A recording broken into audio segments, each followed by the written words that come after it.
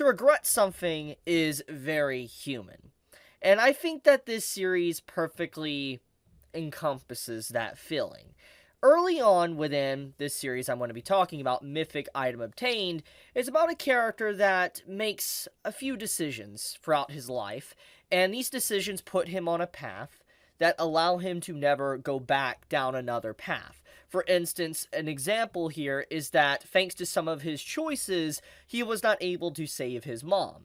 Another option that he had was to be able to either be, let's say, a magic caster, or to be able to, be a brawler, frontline tank. And he chose to be a frontline tank because of a few reasons. For one, at the time period of when, you had the decision of either or, people really crapped on magic casters, because magic casters were frowned upon. People thought that they were, they easily got injured, they didn't like them, etc. And so because of peer pressure, his environment, and not wanting to stress out his own mother, he decided to go down the brawler path, even though his magic, capabilities was very, very high, 97% to be exact, to be able to be a mage. And then you had other things throughout, that period. For instance, he made mistakes with his childhood friend, and how she died. He wishes he could have protected her. You had it to where, thanks to his decisions of being a brawler, he wasn't able to make money, which resulted in him basically being almost on the verge of having nothing or homeless. He lost a lot. And I think that his character early on is very quickly established. That he is someone that, just feels like he wishes he could do it all over again. If he had the choice, he would take it within a heartbeat. And I feel like this series really represents some of the feelings that many can relate with. And I like the way it is presented. Now, let's get into the meat of it. What is Mythic Item Obtained about? Well, as you can see by the title, it's basically about a mythic item. But honestly, the title, even though it is definitely the premise of what kind of jump starts the entire story, there is so much more going on here than just, like, a mythic item. In fact, I would have to say the entire theme of it is just kind of a precursor to just this whole story of a retelling of, Norse mythology and Ragnarok. And let's be fair here. Norse mythology, Ragnarok, Odin, Thor, Loki, etc. Those are iconic names. We see those names all the time in literature. We see them all the time in, let's say, webtoon. We see them all the time in anime, manga. We see them in TV shows, movies. Though it's a very iconic theme, very iconic myth, for good reason. There's a lot of ways that they can be kind of twisted and make them into a very unique format, and that's kind of what Mythic Item Obtained is trying to do. Twist the Norse mythology into a unique way in of itself, and I like that. Now, the premise overall is kind of like a power fantasy. So if you're someone that likes soul leveling, you're someone that likes, like, let's say, Omniscient Reader and all those type of series I've covered in the past, you probably will enjoy this read. Now, there's currently, at the time of when I was, reading this and I caught up, there's about 12 chapters, if you're counting the free chapters you can read, not counting, let's say, the fast pass if you want to use coins and stuff.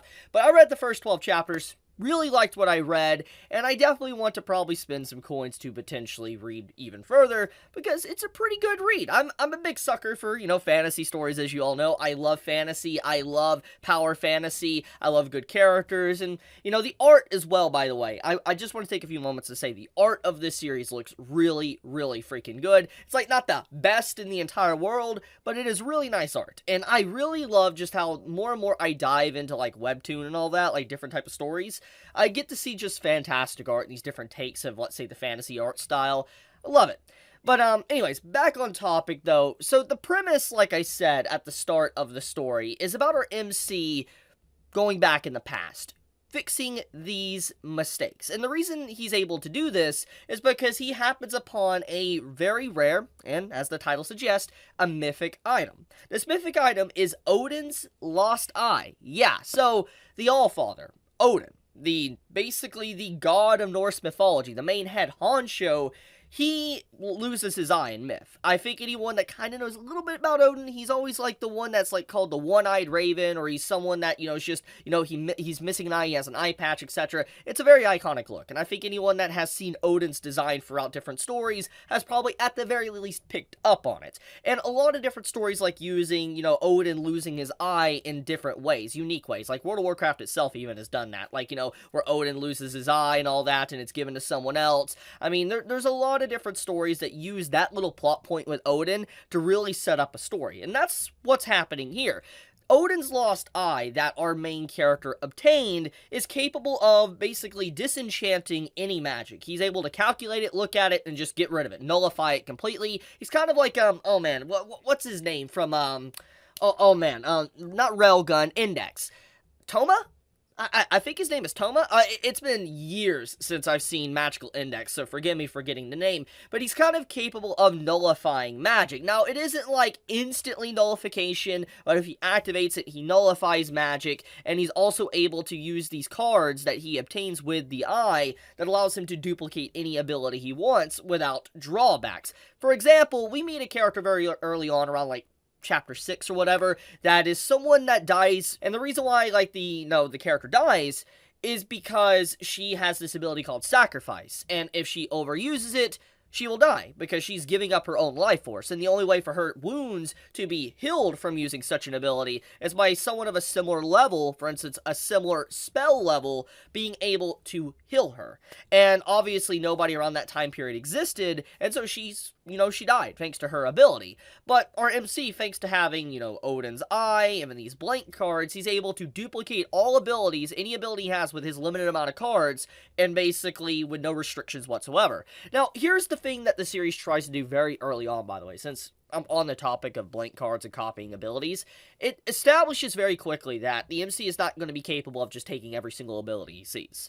That is very early on established, because here's the thing when it comes to power fantasy stories. There's a huge power creep. Like, for instance, the character gets this one ability and it just starts really creeping. He gets so strong so early on, and most of the challenge is completely gone. But it seems like the story writer of, Mythic Item Obtained is taking it at a little bit of a slower pace. And the reason for that, I think, is because he doesn't want to give the character all of these tools to be able to instantly overcome any challenge. For instance, the tools to copy any ability he wants. He wants to kind of explain the magic system and slowly have a gradual build-up of his strength through arc, kind of reminiscent a little bit to Soul Leveling, if you remember reading that, and how it started early on, and how our MC got stronger and stronger as it slowly carried on until the point he was godlike. And so, yeah, he has limited cards. He can't just, like, spam them out and keep stealing abilities or whatever. It's not going to be like that. So, I appreciate that little aspect of Mythic Item Obtained. So, anyways, get back on topic, though. He meets this female character that is a guildmaster called Miss Yu, that's what he calls her, and she basically offers him, a choice. Like, okay, you healed me and all that, and thanks to this, I want you to join my guild. So, if you join my guild, I'll give you the funding and everything that you want. You'll have access to certain equipment.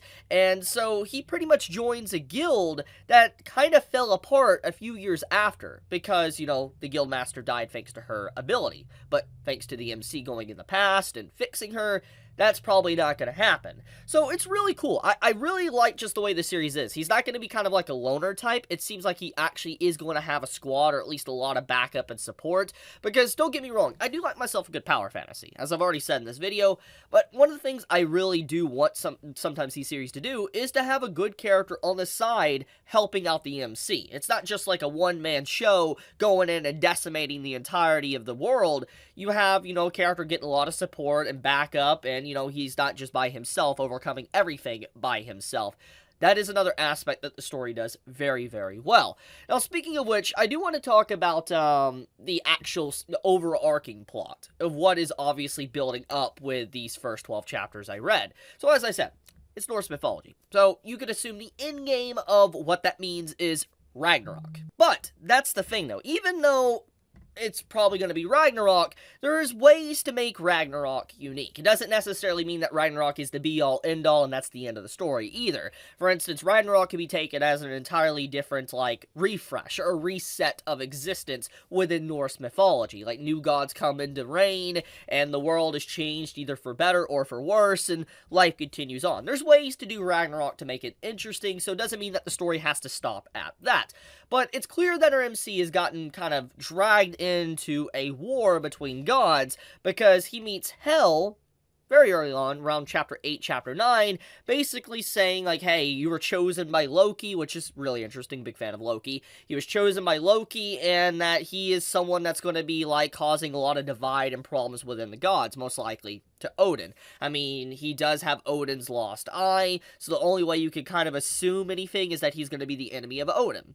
So yeah, we're gonna have, like, our guy, our main character, on Loki's side with Hel. That's awesome. I'm a big fan of that. So I'm just waiting for Fenrir eventually. I'm waiting for Fenrir to eventually appear, because that's gonna be cool. And I wonder if we're gonna meet Tyr as well. Tyr is a very iconic depiction in Norse mythology. I wonder how Tyr will be in this series, because he's basically a champion of justice. So he'd probably be a really good man and play both sides. He'll probably be on both sides because of just who he is. But anyways, I'm getting a little bit on a ramble here. The point is Mythic Item Obtained is a really good read. I've actually enjoyed it. I just sat down, decided to read it on a whim, and I had a good time. And I wanted to kind of share my thoughts on it. And hopefully you guys are interested in reading it as well. If you are, link is in the description. Check it out, and clicking on the link does, help me out as well. So I would, greatly appreciate it if you did. But thank you so much for watching this video. It does make me happy. It makes me, I love seeing if you guys enjoyed the video, or if you leave a like, etc. Just thank you so much. But with that, be safe, stay healthy, Chibi out.